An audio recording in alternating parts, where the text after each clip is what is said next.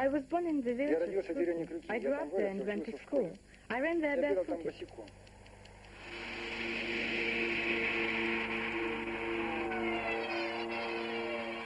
But now, Kruk is the most contaminated village in Belarus. People's hair stand on end at the sight of this. The radiation is enormous there. And recently I visited that place again. I understood. I've lost my motherland for good and all. You understand? It's difficult to believe. You were living there. You remember everything. Now you see nothing and understand what you've lost. You've lost it for good. We can lose everything in that way. Not only Kruk village, not only Bredgen region, but the whole planet.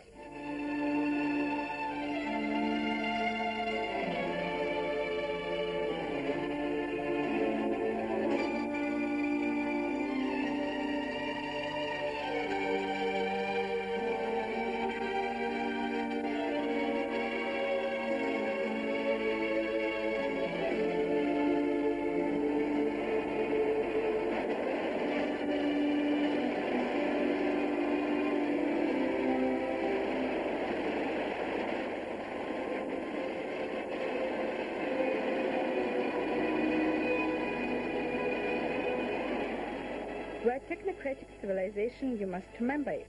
Oil, gas and uranium are ever decreasing, and problems are ever increasing in number. And we want to live better and better. And we are not going to abandon electricity and television. There must be a new stage. Our suggestion is to put industry and energetics into the outer space, to close all mines and pits down, to bury all electric power stations, as there is no use of them on the Earth. We don't need it on Earth.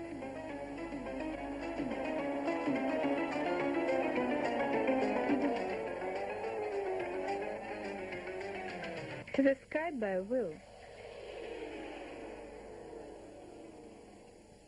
By common will? Not so common. At least because the diameter of it is 13,000 kilometers for this wheel to cover the equator. I'm sorry. You seem to be crazy. Sorry, but not me. It's him. It's a single launch of a rotor that's enough to put into space millions of tons. Is that he who's crazy? Yes, Anatoly Eduardovich Unitsky. He's an engineer from Gomel. By the way, about craziness, it was time when they thought him crazy too. Eduard Tsiolkovsky, you mean? That's it.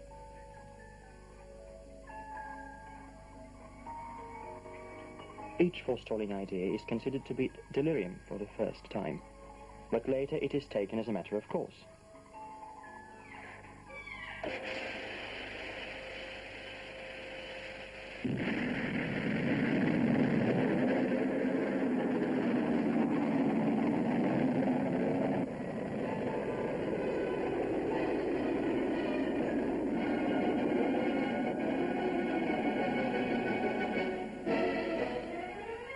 What a sight.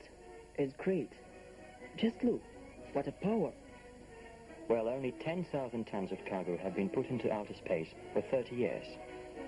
Fantastic. Is it?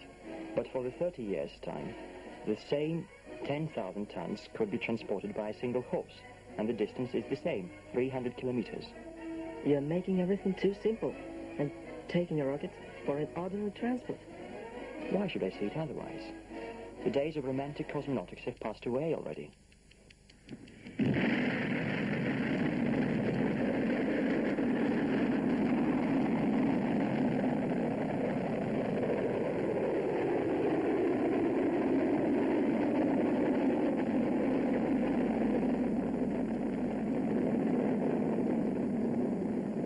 I've been called up to this reusable cosmic system as an expert. But now I see that all this is nonsense. It's immoral to send people into that very system. It's stupid. That's why I support this new project, which I consider to be the way out. It goes without saying that a lot of specialists here will find weak points in it. It's normal. It's only natural. It's just what can make ideas develop. But a great both enthusiasts and skeptics, and perhaps skeptics even more, as they make enthusiasts work. And we must thank them for this. Let it be. You see, even a cosmonaut has supported Unitsky's project. Igor Wolf, do you recognize him? Where is he making his speech? In Gomel, at the All-Union Conference on Industrialization of the Outer Space Without Rockets. What does it mean, without rockets? Does it mean into the outer space without rockets? It's like a witch with the broom in the mortar. Oh no, the witch with the broom is just the principle of a rocket engine. And carpet plane, for instance, that is just another case. And it is something like anti-gravitational ship. All this out of reality. Yes, I agree. But here you are, a more realistic project of rocket transport, the cosmic lift. We can put a satellite into geostatic orbit, then put a rope down from that place, fasten it to an ordinary lift cabin, and a cosmic transport is ready. But you can't possibly find a suitable road to bear the weight. But these are things of no importance. Or in electromagnetic cannon. Do you remember, like Jules Verne's out of a cannon to the moon? Will fire the cargo out with the help of electromagnetic power. Was it a matter of discussion by the participants to the conference in Gomel? Yes, it was. Excuse me, but it sounds too much like Münchhausen's tale. Münchhausen was a poor physicist. You can't move mass center. In the space using inner forces only. I mean the law of preservation and movement of the mass center. You can't do it. You see? You can't do it. Yes, but if the mass center is stationary, then it is possible. And this is the basic effect of the wheel principle. Just imagine an object which is falling to the Earth's center. And now you're talking about a flying saucer. A simple flying saucer which is on the way to the center of the Earth is under the effect of the gravitational force. What does this saucer do there, in the Earth center? It stops there in the weightlessness. And now in your mind, try to expand the saucer to the size exceeding that of the Earth. And leave only a rim. This rim will be hanging in the weightlessness, since its mass center will coincide with the mass center of the Earth. It's a wheel. Here you are. And that way, you mean, people will get a new cosmic transport means. By the way, don't forget the total planet. And is everything so very simple? Yes, everything is very simple. And still, I've got a lot of questions. You're smoking too much. It's helped me think. Well, my first question is, how will your flying saucer, or rim, or wheel, be expanded? Here I realize the basic laws of the physics. Don't you remember? Not so good. Well, centrifugal force makes revolving balls move apart. The higher is the speed, the more they are moved apart. Once they revolve too fast, here in the center, the metal will break as the strongest centrifugal force in the center of the system. As for the interior forces, the strongest ones are on the periphery, where the linear velocity is the highest. We can take away the center of it, as it is out of use for us, and we'll put the small balls into a ring tube, lest they should fly apart. In the tube, flows will revolve under the effect of the electromagnetic force. We'll create a vacuum in the tube in order to avoid air resistance. And we'll keep the small balls with the help of magnetic suspension. We'll construct the tube in a way making it possible to expand.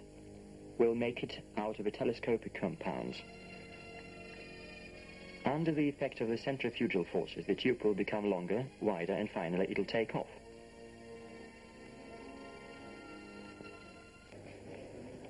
Why is transport becoming transport?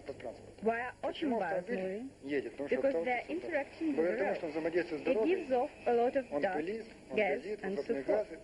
All these causes are ecological problems. Why are planes flying? Because they are interacting with the environment. As a result, the destruction of the ozone layer, and so on. Why are rockets flying? Because they are polluting the environment with burning products. Is it possible to fly with closed puzzle? Or can we put the rocket into a sack? No, it's impossible. Why will an anti-gravitational ship fly? I don't know its construction, and no one of you knows. But I know that it will interact with gravitational force, since it is an anti-gravitational ship. And the principal part of the gravitational field is gravitational mass, magma. These are endrails. Anti-gravitational ship will influence the endrails of the Earth, and the consequences will be even more tremendous than in Leningrad and Armenia. You see, air transport is connected with the environment, and that is why it is dangerous and closely connected with ecological problems. But if on the way into the outer space, the position of the mass center of the system doesn't change, we can use enough forces to go into the outer space. As we use enough forces of the system only, it will be ecologically safe, as it won't throw into the environment neither energy nor chemical products. So it's a closed system. In order to widely develop the outer space, we are to erect their plants, factories and power stations first. So we are to deliver millions of tons of raw materials there.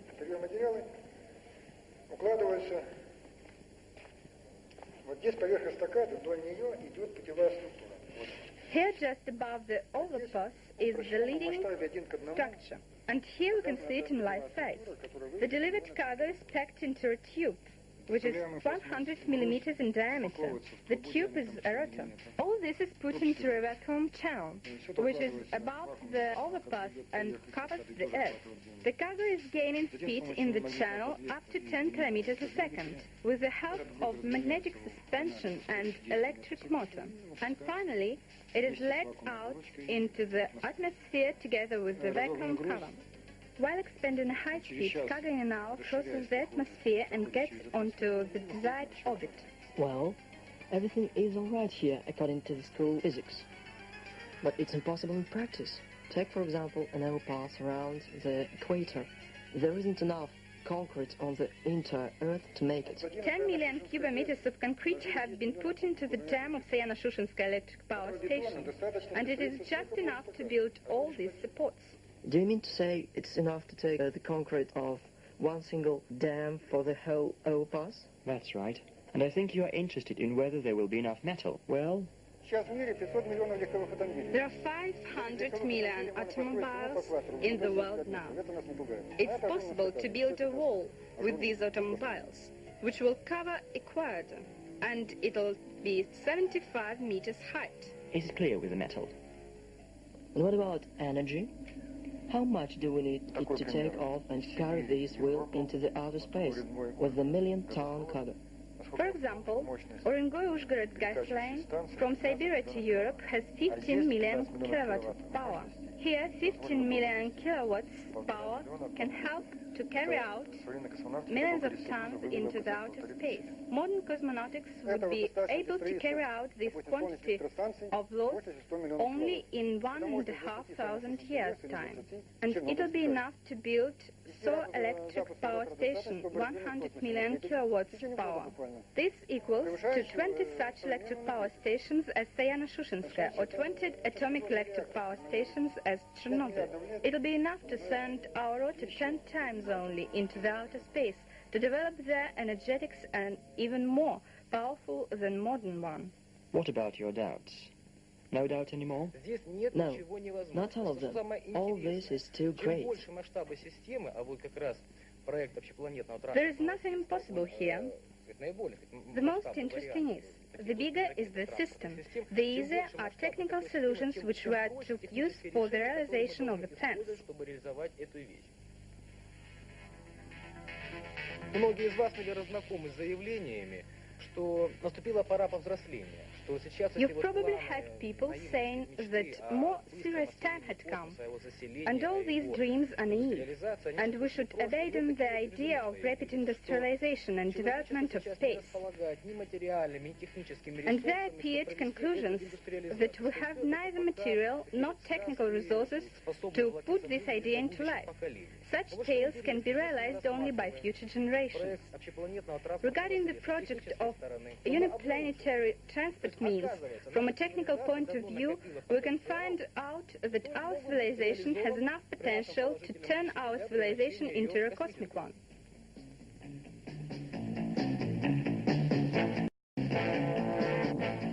Это проект, который можно реализовать на многие десятки лет вперед. This is a project which can be realized in the course of decades, and it'll give us intermediate results.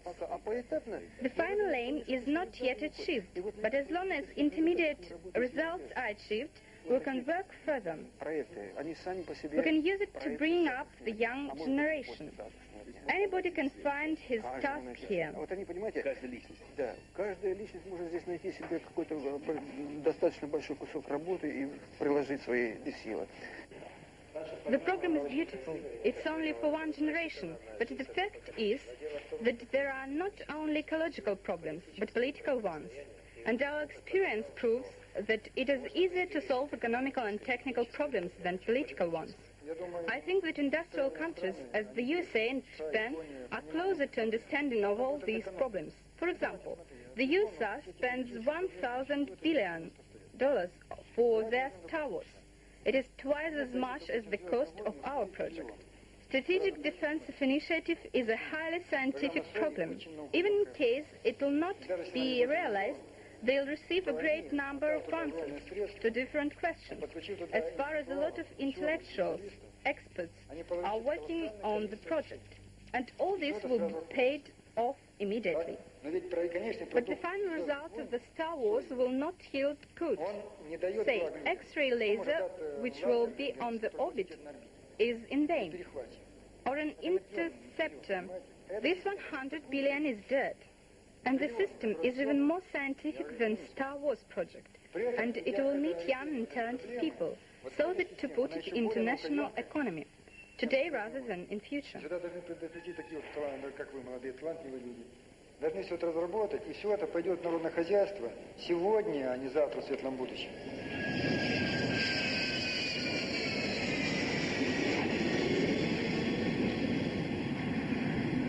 Разумнее было бы сейчас действительно искать, понять интересы. It'll be more useful now to understand military-industrial complex, its economical interests, as long as it receives really big incomes.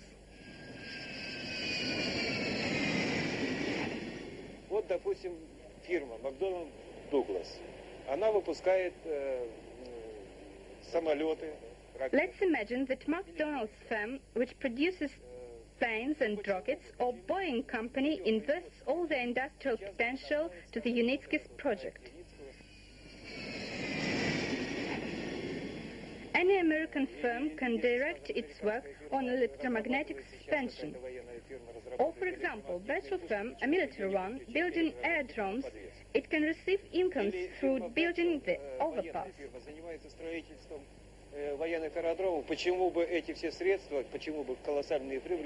So as you see, practically everything is feasible. But who'll do that? Well, there is some logic in it, of course, but... But what? But there is also politics besides logics. Well, politics in future will be determined by a new mentality. The situation in the world is as follows. Soon the production of weapons will be even greater shame for any worker, scientific, researcher or designer. On the other hand, the situation in the world put on the agenda the problem of the surviving of mankind. Let's think of the big bourgeois. They are rather strong in political and economical questions, and they are also thinking about this, as they are living beings, and they have families, and they are expecting babies. That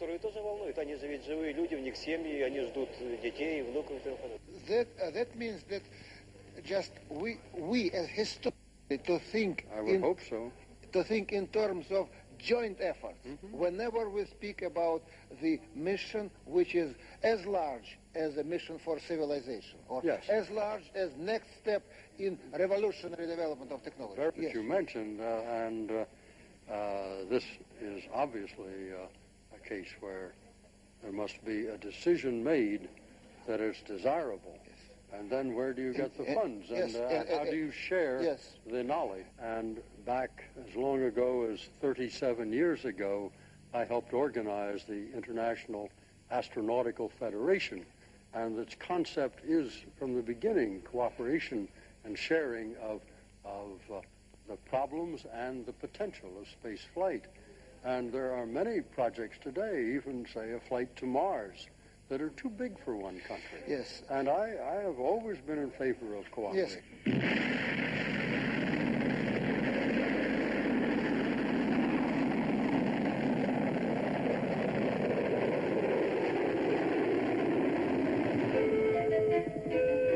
Perhaps this is the morning of a new stage in our civilization.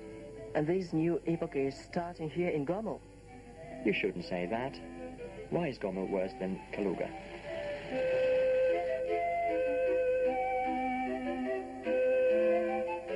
And here's the author of the project, Anatoly Unitsky.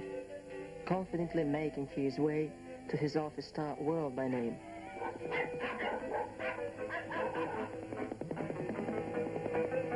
Well, perhaps this very building will become a historical one.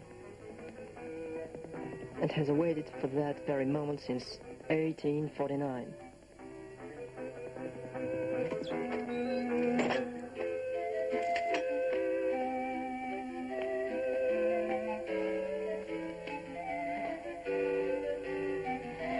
But very few people can guess that the future of the entire world is planned here.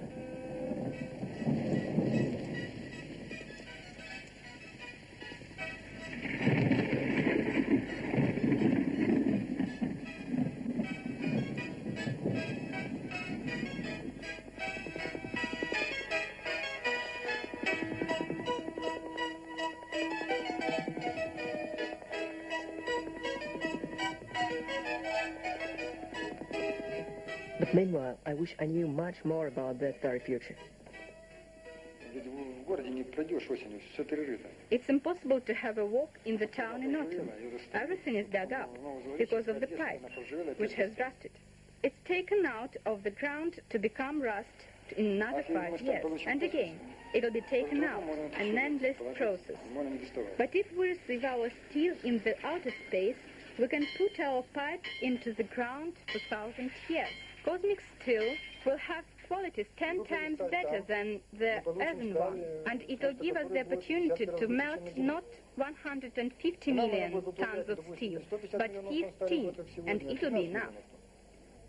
До сих пор все технологии являлись разрушающими. Up till now, all technologies were destructive. Even if they were constructive, they destroyed environment. This conception is the first one, saving environment and solving ecological problems. Not only plans will be carried out into the outer space. There is one more aspect. While putting the system into the orbit, we can use liquid oxygen as a ballast, and it can be thrown down into the upper layers of the atmosphere. It means that it will help to rehabilitate the ozone layer. It is the history's first ecogenic system. But you must understand, the main thing is that it'll give us an opportunity to build the plants on the orbit and to carry all technologies out of our home, I mean the Earth, into the outer space. There will be raw materials and pure solar energy. And are you going to carry out into the outer space everything in that way? Yes, everything. Absolutely. Absolutely. And what will be left behind on Earth in that case? Very much. Fresh air, clean meadows and pastures, clean rivers and seas.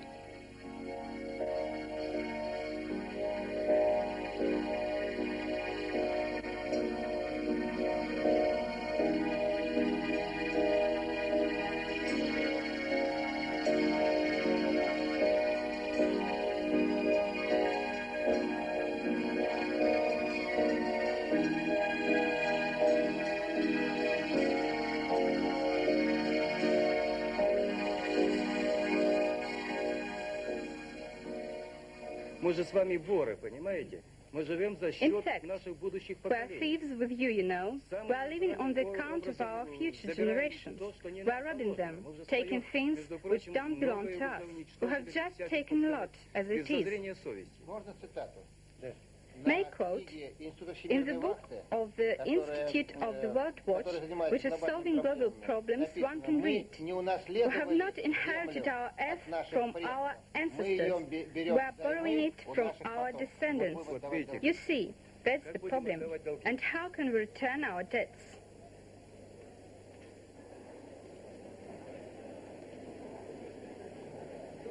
Why do you keep silence? Well, you know, this very project... What is it? Is it impossible?